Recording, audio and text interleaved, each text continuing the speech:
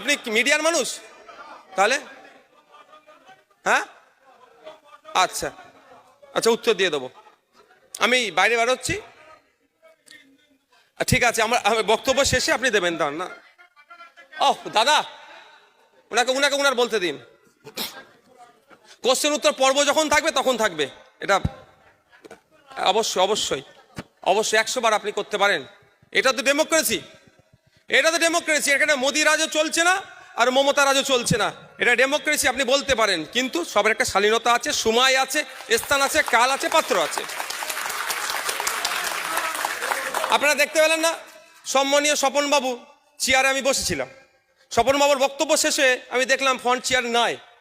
এটা স্থান কাল পাত্র হিসাবে আমি এখানের মধ্যে বিধায়ক, আমি চেয়ারে বসে থাকবো, স্বপনবাবু দাঁড়িয়ে বসে থাকবে, এটা স্থান কাল পাত্র হয় না। আমি উঠে দিলাম, আমার জায়গাটা দিলাম, এটা হওয়া দরকার। বুঝতে পেরেছেন?